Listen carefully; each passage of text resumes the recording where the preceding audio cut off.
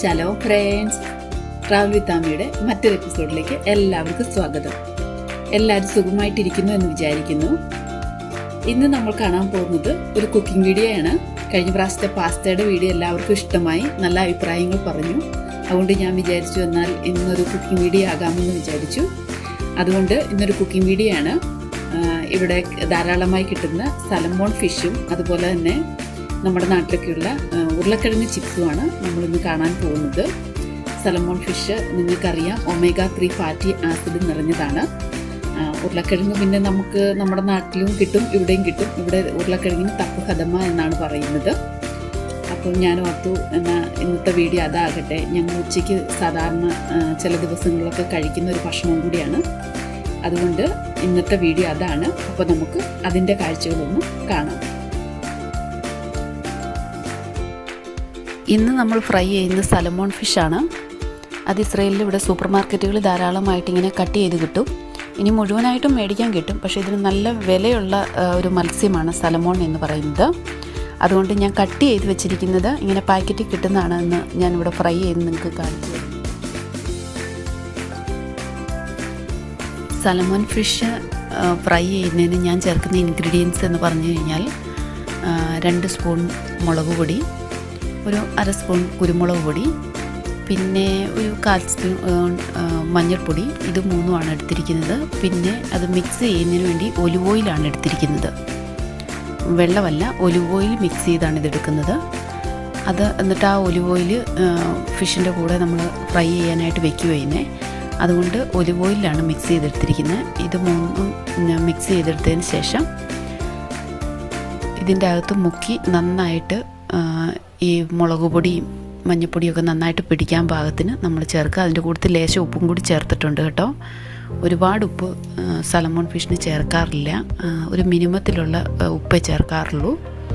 അതുകൊണ്ട് അങ്ങനെ ഇത് ചേർത്തിട്ട് മിക്സ് ചെയ്ത് ഇതിൻ്റെ അകത്ത് മുക്കി വയ്ക്കുന്നതാണ് നിങ്ങളിപ്പോൾ കാണുന്നത്. അതിനുശേഷം ഞാൻ ഈ മിക്സ് സാൽമൺ ഫിഷിൻ്റെ മുകളിലൂടെ ഒഴിക്കുകയാണ് ചെയ്യുന്നത്. കാരണം ഇത് എണ്ണയിൽ മിക്സ് ചെയ്തേക്കുന്നതുകൊണ്ട്. പിന്നെ നമ്മുടെ നാട്ടിലെ പോലെ നമ്മൾ ചീഞ്ചട്ടിയിലിട്ട് ഫ്രൈ അല്ലെ തവയിലിട്ട് ഫ്രൈ ചെയ്യുകയല്ല ചെയ്യുന്നത്. ഞാനിവിടെ ഓവനിൽ വെച്ച് ഫ്രൈ ചെയ്തെടുക്കുകയാണ് ചെയ്യുന്നത്. ആ കൂട്ടത്തിൽ നമ്മൾ എടുത്തു വച്ചിരുന്ന വെളുത്തുള്ളിയും ഞാൻ ഇടുന്നുണ്ട്. ഒരുപാട് വെളുത്തുള്ളിയൊന്നുമില്ല, കുറച്ച്. കാരണം എന്ന് വെച്ച് കഴിഞ്ഞാൽ വെളുത്തുള്ളിയുടെ ടേസ്റ്റ് ഈ സാൽമൺ ഫിഷിൻ്റെ കൂടെ കഴിക്കാൻ നല്ലൊരു രുചിയുണ്ട്. അതുകൊണ്ട് കുറച്ച് വെളുത്തുള്ളി ഞാൻ ഈ കൂട്ടത്തിൽ ചേർക്കുന്നുണ്ട്, വേറെ ഒന്നുമില്ല. അതിനുശേഷം മൈക്രോവൻ വെച്ച് ഞാൻ ചൂടാക്കി ഫ്രൈ ചെയ്തെടുക്കുകയാണ് ചെയ്യുന്നത്.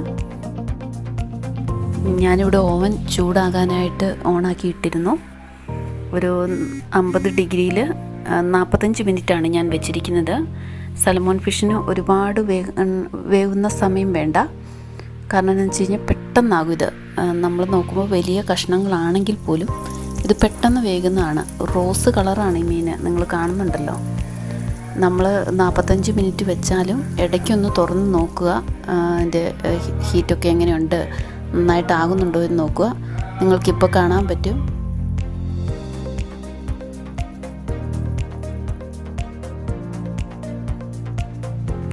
ഇനി നമ്മൾ ഫ്രൈ ചെയ്യാൻ പോകുന്നത് ഉരുളക്കിഴങ്ങ് ചിപ്സാണ്.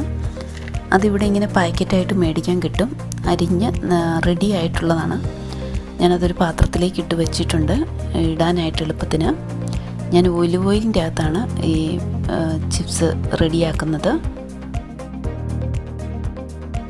നിങ്ങൾക്കറിയാം സാധാരണ ചിപ്സ് എങ്ങനെയാണ് വറക്കുന്നതെന്ന്. അതുപോലൊക്കെ തന്നെയാണ്. എണ്ണ നന്നായിട്ട് ചൂടായി വന്നിട്ടുണ്ട്. ഞാൻ അതിൻ്റെ അകത്തേക്ക് നമ്മുടെ ഉരുളക്കിഴങ്ങ് അരിഞ്ഞ് വെച്ചിരിക്കുന്ന അത് ഞാൻ അതിൻ്റെ അകത്തേക്ക് ഇടുകയാണ്.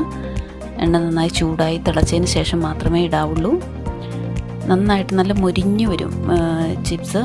തപ്പ് ഹദമ എന്നാണ് ഉരുളക്കിഴങ്ങിന് ഇവിടെ പറയുന്നത്.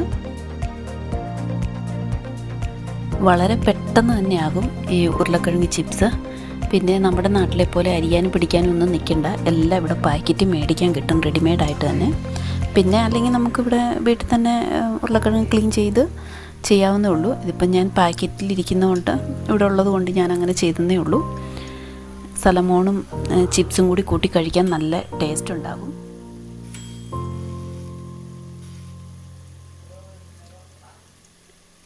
നമ്മളങ്ങനെ ഉരുളക്കിഴങ്ങ് ചിപ്സ് വറുത്ത് റെഡിയാക്കി വെച്ചിട്ടുണ്ട്.